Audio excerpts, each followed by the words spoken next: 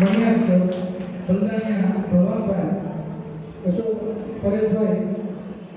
કલસરિયા તથા બીજા આમંત્રિત તમામ મહેમાનોને હું અહીંયા આગળ સ્થાન લેવા માટે વિનંતી કરું છું અને પાછળ ઉભેલા તમામ વાલીશ્રીને નમ્ર વિનંતી છે કે આપ પોતપોતાનું સ્થાન ગ્રહણ કરી લો. બસ હવે આપણો કાર્યક્રમ શરૂ થયો જ છે. દેશની દ્વારકાધીશની કોઈ પણ કાર્યક્રમની શુભ શરૂઆત કરતા હોઈએ તો હંમેશા આપણે ગરબા ગણપતિને યાદ કરતા હોઈએ છીએ. એવી જ રીતે આજે સામે સ્કૂલ અને હોસ્ટેલનો સુરતના આંગણે જ્યારે કાર્યક્રમ છે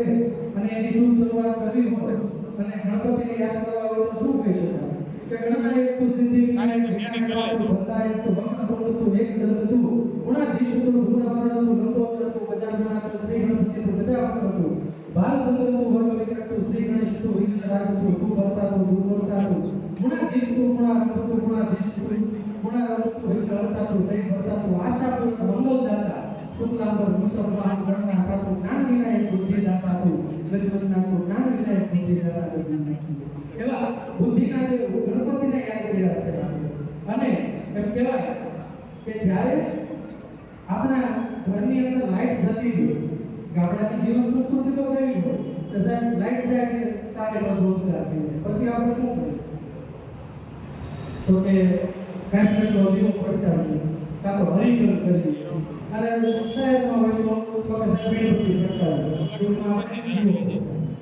અને એ દીવો છે એ આખા ઘરમાં આખા ઓરડામાં ચારે બાજુ પ્રકાશ ફેલાવતો હોય છે, આખા રૂમને પ્રકાશમય બનાવતો હોય છે. એવી જ રીતે દરેક વિદ્યાર્થીના જીવનની અંદર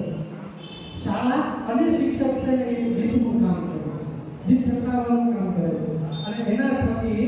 બરોબર છે દરેક વિદ્યાર્થીના જીવનની અંદર એક ઉજાસ પધરાતો હોય છે. તો ચાલો આપણે પણ સૌ સાથે મળી અને આજના કાર્યક્રમને દીપાયમાન કરવો છે. તો હું ડોક્ટર અરુભાઈ કસરિયા, ડીપીઆઈ સાહેબ, મણિયાર સર, ભવાનભાઈ અને પરેશભાઈ કલસરિયા તથા તમામ મહેમાનોને વિનંતી કરીશ કે આજના કાર્યક્રમમાં દીપ પ્રાગટ્ય કરી અને કાર્યક્રમની શુભ શરૂઆત કરીએ.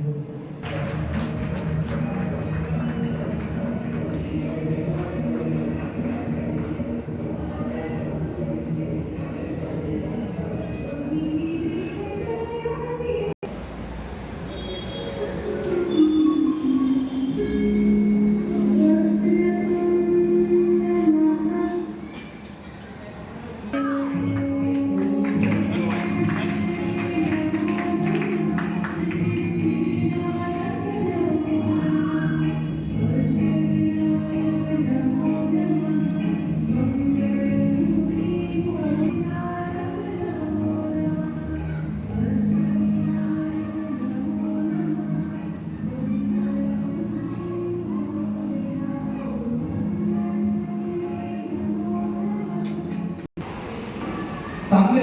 સ્કૂલ અને હોસ્ટેલ આપણે બધા જાણો છો કે ભાવનગરની સ્કૂલ છે, પણ આજ આપણા આંગણે છે, સુરતના આંગણે છે. સામાન્ય રીતે જ્યારે વાલી મીટિંગ થતી હોય તો વાલીઓ, વિદ્યાર્થીઓ, માતાઓને આમંત્રણને માન આપીને પધાર્યા છો ત્યારે આપ સર્વના હૃદય કમળમાં બિરાજમાન એવા પરાત્પર પરબ્રહ્મ અને પ્રેરણા રૂપ છે એવા ડોક્ટર કનુભાઈ કલસરિયા નો આપણે સૌપ્રથમ તો સ્વાગત અને સન્માન કરશું અને